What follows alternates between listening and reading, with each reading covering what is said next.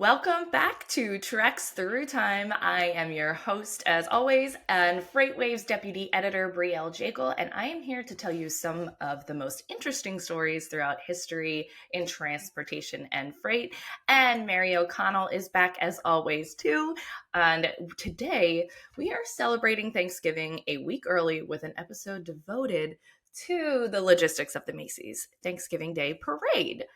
Throughout the years, we're going to try and tackle the question of how Macy's pretty much manages to handle such a massive event every year. So, Mary, first, are you a parade watcher?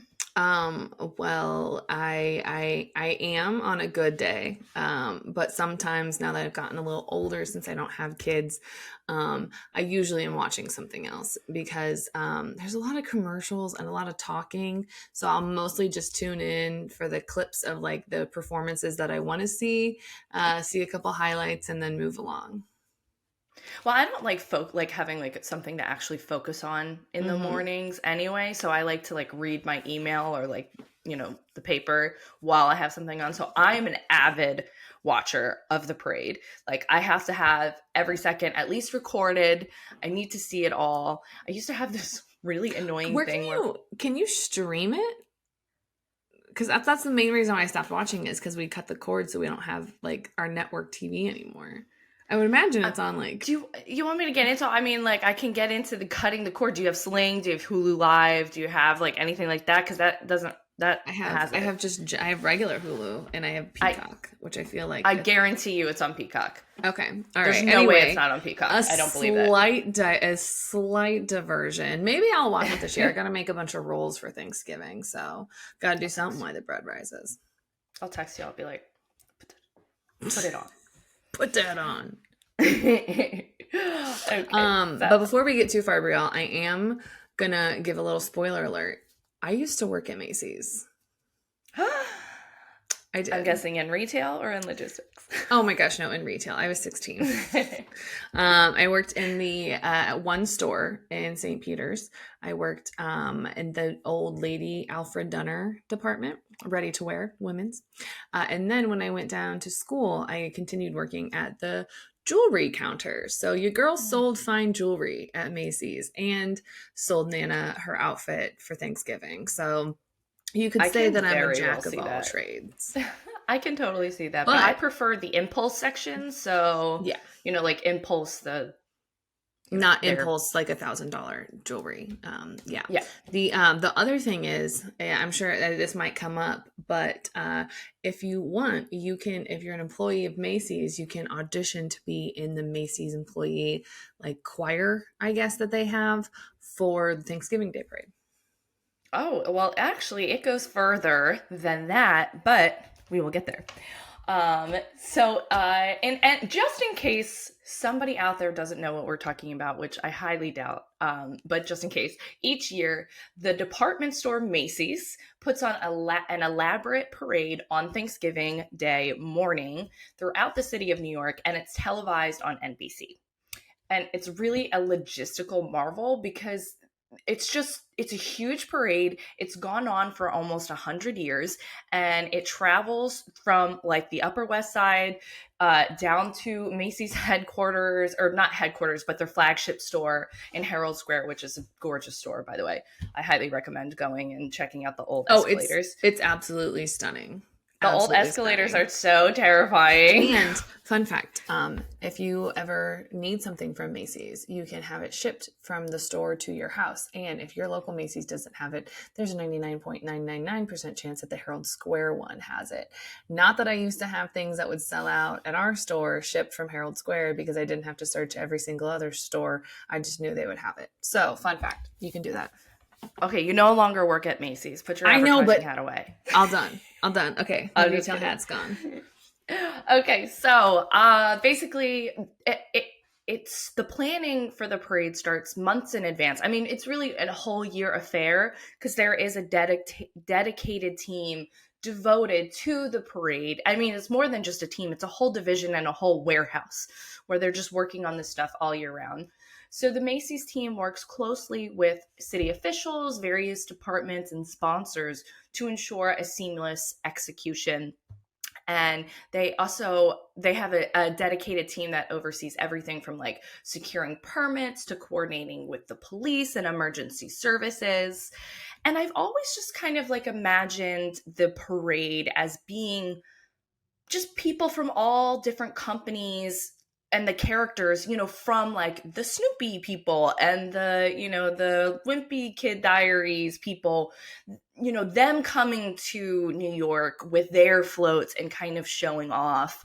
But what the parade actually is the Macy's gift to Americans, to the United States. So this is their thing. They want to present this as a present to all of us Americans. And it's strictly a Macy's production. So I think that's really cool.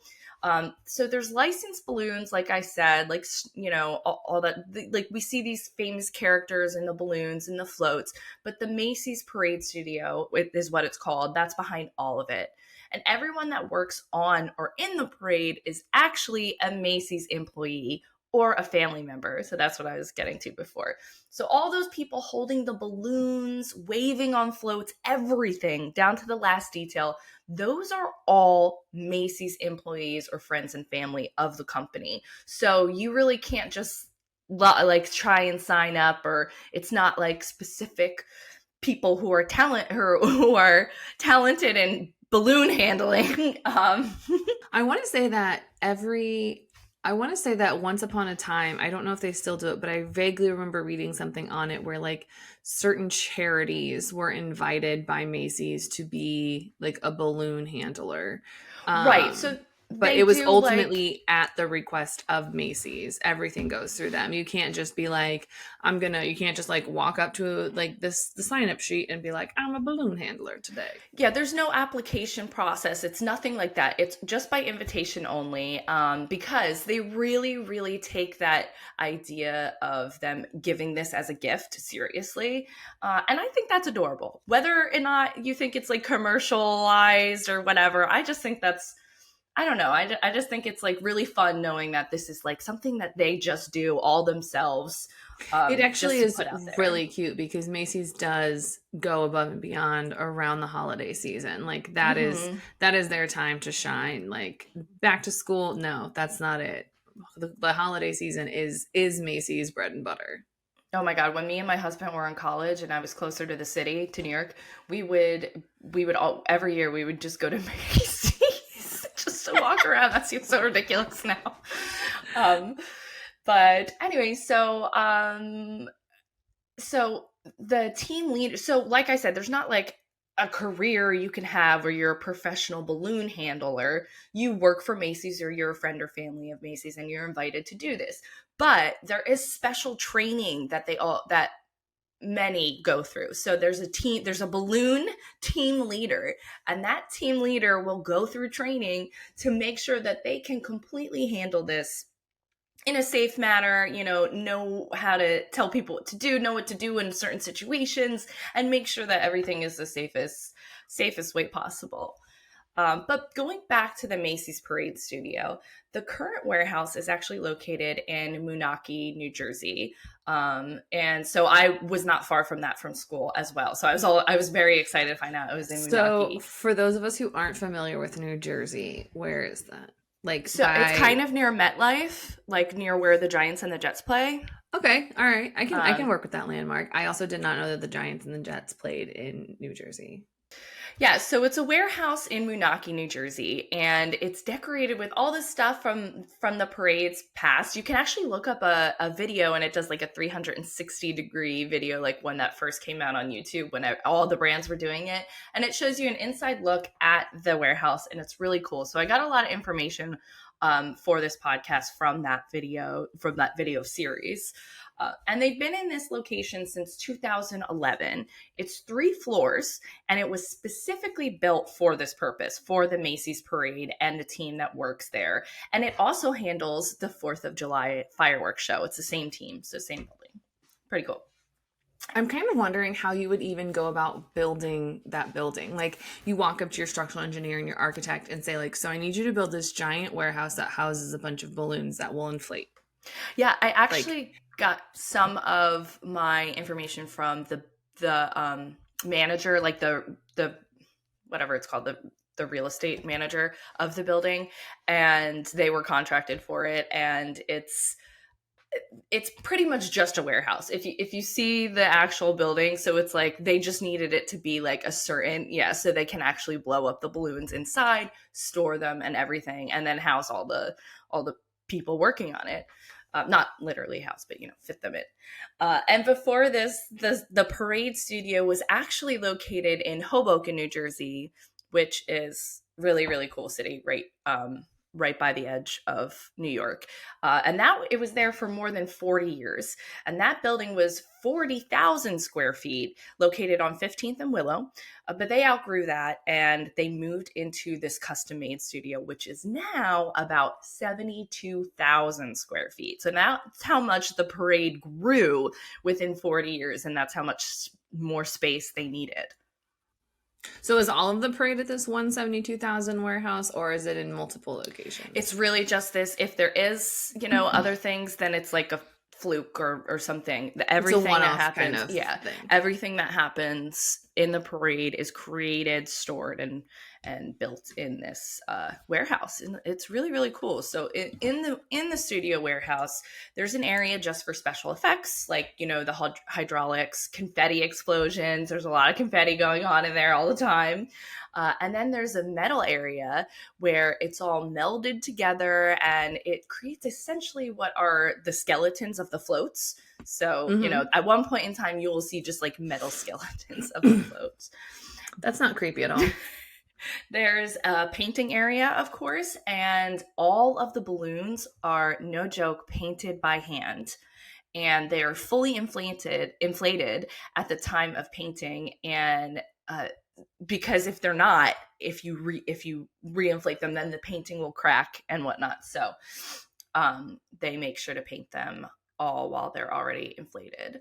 And of course, they have a giant sewing machine to stitch it all together, all of the balloons together, because each of the balloons have different compartments. Because if pop a foot, they don't want the whole thing to go. They want it to be able to keep going, and so it's much more stable and easier for them if each part of the balloon has a different chamber. I think that the sewing the balloons together would be the coolest job, but that's also just because I like sewing things. I really want to see that in action because in the videos I didn't get to see the giant sewing machine, but I am dying to see the sewing machine. Uh, Oh, absolutely. I imagine it has to be like bigger than my room. yeah, right. So the parade itself started in 1924, and it was put on by immigrants to feel more at home, pretty much because overseas this type of thing was really common. Parades like this were all the rage in Europe and overseas, but we didn't really have that in the U.S. So it was actually a Christmas parade at first, but it was still held on Thanksgiving Day. There were no balloons though at first. It was a little more feral. I like to say, because if you look at the photos, it's kind of crazy. They had a lot of live animals from the nearby zoos and whatnot. But then in 1927, they switched. They introduced the first balloon, who was Felix the cat. And from then on, it became a balloon extravaganza. They originally used just regular air until the next year when they decided to use helium, so it'd be lighter on the people and go higher. And there was only 1 year where helium was not used because there was a shortage of helium. They used regular air. And then the only time the parade was ever not held was during World War II for the same reason, because there was a shortage of helium and also rubber. But what they actually did was they donated all of the balloons to the government so they could use that rubber to help with the war effort. So that's kind of crazy to think that a Macy's balloon was overseas being used in the war in some capacity in some kind of equipment. Personally, I like to think of it as the balloons got shipped over to like the paratroopers jumping out of planes, Ooh, that's and they were just using the balloon as their parachute. So, like, Felix the cat was someone's parachute. yeah. I They like didn't to melt think of it it that down way. or repurpose it. They just literally threw the balloon on the back of Yeah. them so they could just. I mean, why not? It's already there. It's going to catch the air. We're gonna get flagged for like misinformation. That was a joke. Please note that's a joke, That was a and joke. I'm sure they actually use the rubber for real things, not just cut up Felix the cat and put it on a paratrooper's back. So another interesting thing that I absolutely love, but it's so not possible today and was definitely a good reason that they stopped. I'm not sure how long they did this, but for a while, they essentially Macy's created a campaign that was pretty much a logistics scavenger hunt. They would actually let the balloons go after the parade. I'm not lying. This was absolutely real. And so they would let the balloons go. They would be on, they would have helium and they would travel super far. And then they would land somewhere in the United States. And whoever found them, if you wanted to roll it up and bring it back to Macy's, you would win $100. And back then, obviously, $100 was a lot more than it is today.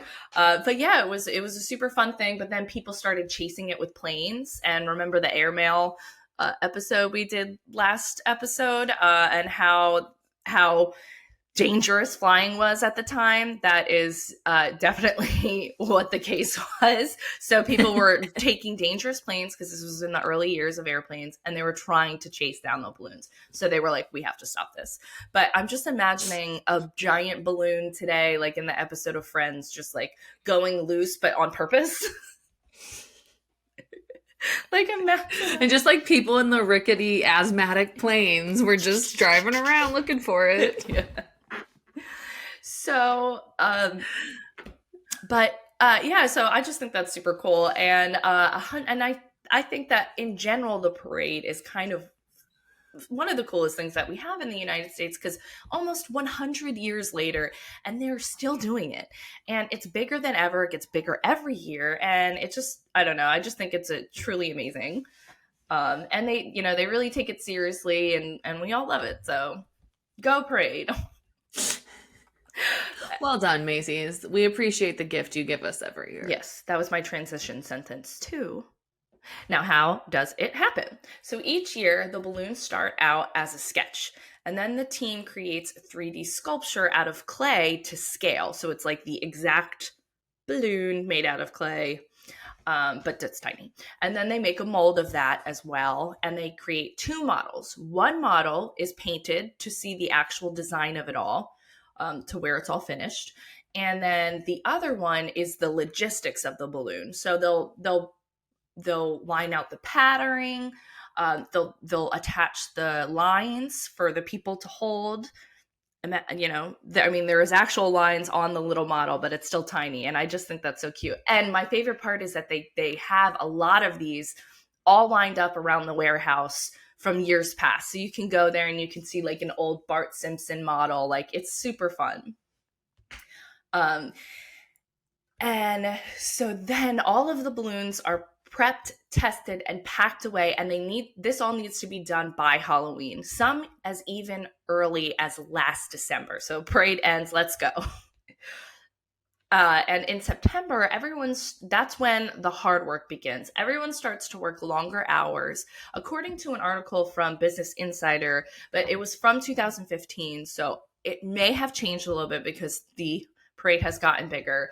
And things have changed. But so basically they work on Friday and Saturday. They'll do 7 a.m. to 3:30 p.m. And then Monday through Thursday, it's 6:30 to 5 p.m. And it's like a all hands on deck kind of thing. And workers inflate every chamber for 6 hours to test its resilience. And all tests are marked and redone if the balloon doesn't pass for the first time. So then the balloons themselves are deflated and rolled up before showtime, and then they're transported from New Jersey through the Lincoln Tunnel to New York City. And the balloons are inflated when they go through the tunnel, aren't they? No, they can't be. They're deflated and rolled up and packed away. Okay. And all of the floats are also designed to be collapsed and dismantled, or really disassembled and kind of folded into themselves. So some of them will just completely like fold into themselves. Some pieces are taken apart and used on trailers.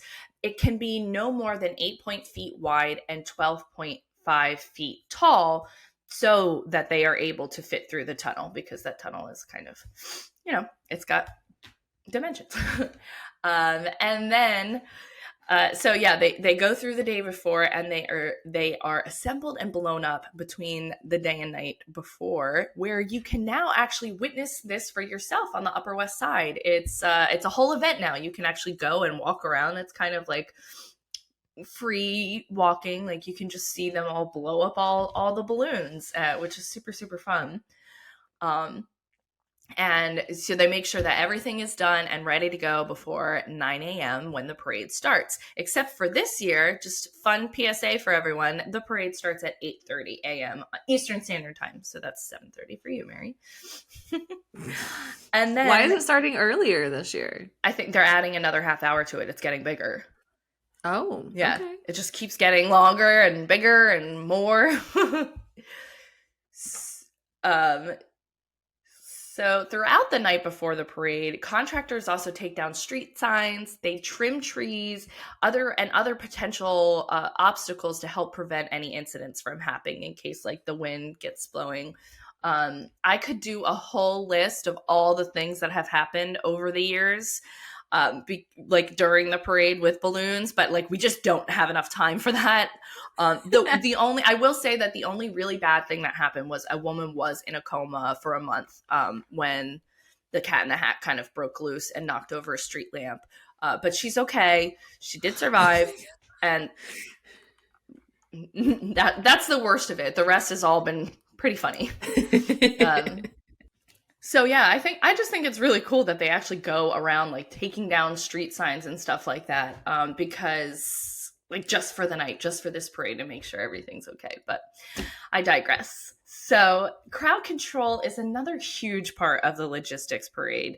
The NYPD works closely with Macy's to establish secure perimeters and control access points, participants, spectators, to make sure they're all safe, obviously.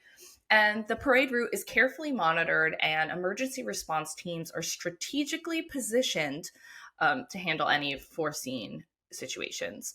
As for the actual people in the parade, within 2 hours on parade day morning, a team of 200 fitters dressed 2,000 balloon handlers, 400 kids, 300 float escorts, and 900 clowns at least. It's probably grown a little bit, like I said, since this is all from the Business Insider article, which came from 2015. But imagine having to do all of that, dress all of these people who are not, professional performers. So that is a come here, stand here, let me throw this on you and move. Yeah, like exactly. Just assembly line. That's like, moving through the. So everyone working on the parade will count down from 5 to kick it off, and which just seems like an amazing moment to me. I would probably cry. So it's like everyone's standing together in the Upper West Side, ready to go after all this hard work they've put in throughout the year, and then everyone just counts down 5, 4, 3, 2, and then they go, and I would probably cry. But so after the parade, the costumes are stored in a different warehouse and are worth more than $2 million in total. And every year they're so after all of this, you don't take the costume home. This is all handled by the Macy's studio. So there's pretty much mountains and mountains of laundry to do. And it needs to be done right away, because if it rained or snowed during the parade, then there's any kind of moisture on these clothings, they will get mildew. So it's really important that they wash them right away. But the two costume pieces that really stand out to me are Santa Claus and Mrs. Claus's outfits. They are custom made, and they are worth thousands of dollars, which kind of shocked me. I just kind of thought it'd be polyester costume thrown on. I don't know why I wasn't thinking, because they are kind of, they're in a parade. But so they are kept in their own custom-made cedar closet to protect against moths. So in this warehouse, you will find this one cedar chest that includes these very special outfits. And I just think that's super cool. I do like that. That's like a really bougie. That's like a really bougie, nice touch for Mr. and Miss, or for Mr. and Mrs. and Santa Claus. Santa and Mrs. Claus. Yes. Yeah. But that's pretty much it. So that marks the end of my stuff. Mary, do you have any fun facts for us? Well, I know we're running out of time today, Brielle, so I'll keep my one fun fact a little short. Do you know how much money it costs to put a balloon in the parade for the first year? No way. No, I do not. If you had to guess, how much? I'm so bad at guesstimates. Like, how much does rubber, helium, sewing cost? I don't know. Okay, I'm just going to tell you. It's the first time balloons, according to a Mental Floss article from a couple years ago. So it could be higher because this was pre-pandemic. So it's the first time balloon entries cost $190,000 minimum, and it covers the admission into the parade and the balloon construction. After that first year, you can expect to pay Macy's about $90,000 to get your character back into the lineup. Oh my God. Just a little small chunk of change. That is crazy. And if you consider that the balloons are only out for an hour or so, it's about $1,500 a minute. Oh my God, that is pretty crazy to think of. I wish I had that kind of. I wish I could command that kind of salary. I know, me too. Just saying. That'd be wonderful. That's all I had, though. That was my fun fact. Perfect. Well, I hope everyone watches the parade this year with a new lens, and that everyone has a really, really nice Thanksgiving. And thank you everyone for tuning in again. And you can check us out in 2 weeks, per usual. And you can check me out on Twitter at Jaekel Brielle, or email me at bjaekel@freightwaves.com. Mary, you want to give out your socials and whatnot? Yes, you can find me at MaryO_119 on Twitter or X or whatever we're calling it. And also, in case you're not enticed enough, next time I'm going to tell Brielle a story. The turntables will turn.